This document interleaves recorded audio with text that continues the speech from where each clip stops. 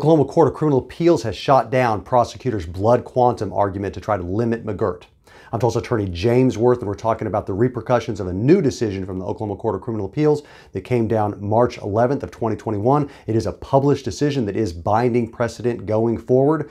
And in that case, a number of defenses were presented by the prosecutors to try to salvage all of these convictions and cases after the McGirt precedent. And the one we're talking about in this video is the blood quantum argument.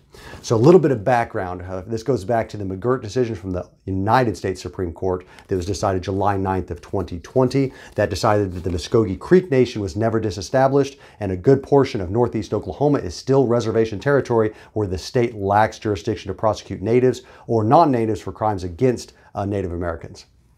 In the Bossy case, the defendant was a non-Native American, but he was prosecuted for crimes that he committed against Native Americans, and that court decided that the Chickasaw Nation, like the Muskogee Creek Nation, was never disestablished, and the state court lacked jurisdiction. But as we see a lot of these cases, and my firm's representing a lot of defendants in these cases and either getting their current charges dismissed or old charges and convictions vacated. And what we're just seeing is that there's been a lot of pushback from the system. Prosecutors on some level have to acknowledge that the court lacks jurisdiction, but they're doing everything they can to kind of salvage these and prevent these cases from being vacated and these charges being dismissed. So they come up with all these novel arguments, and the novel argument we're dealing with here is blood quantum. And what the precedent from the 10th Circuit is clear on is that for someone to be considered an Indian, and that's what they refer to under the statute, is Indian, that they have to have some quantum of blood and tribal membership in a federally recognized tribe. Okay, but there are some other districts, not in the 10th Circuit, from other districts that have found something that requires some quantum, some level of Indian blood. And prosecutors were trying to apply that in Oklahoma in order to limit the number of people who can get relief under McGirt by saying maybe we have to have a quarter of Indian blood or half of Indian blood.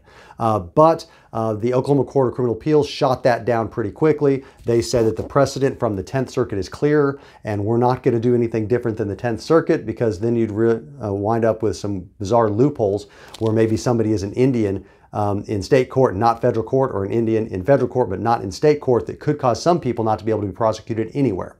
So the court was real emphatic and clear. We're going to go with the same rule and interpretation that the 10th Circuit has that covers Oklahoma, and that is that you just have to have some blood quantity, not any specific level, but as long as you have some whatsoever and are a member of a tribe. And then also the court got into that we're not going to decide what it takes to be an Indian. We're going to leave that up to the tribes. We're not going to, the tribes are sovereign entities, and they get to decide who their members are. So we don't want to get into changing that. So some quantum of blood and membership in a tribe. But that still leaves open some issues, because the freedmen are members of tribes. The court may, or I'm sorry, the individual sovereign nations may have decided to include them as members, or may have been required upon them, but they may have no Indian blood. So that's an issue that's still up in the air, along with a lot of other issues that will no doubt have to be decided in future decisions. But as of now, at least we know from the highest criminal appellate court in Oklahoma that the blood quantum argument is not going to work. Prosecutors can stop trying to push that one and delay these cases, that as long as the person has some level of blood and is a member of a federally recognized tribe, they are an Indian, and they cannot be prosecuted by the state for crimes that occur in the historic boundaries of tribal reservations that have not been disestablished. So if you've got questions on how this may apply to your case or the case of a family member or friend, you're going to want to talk to an attorney about your specifics, and you're going to want to do so confidentially. To talk to an attorney at my office, you can do that by scheduling it by going to makelawEasy.com.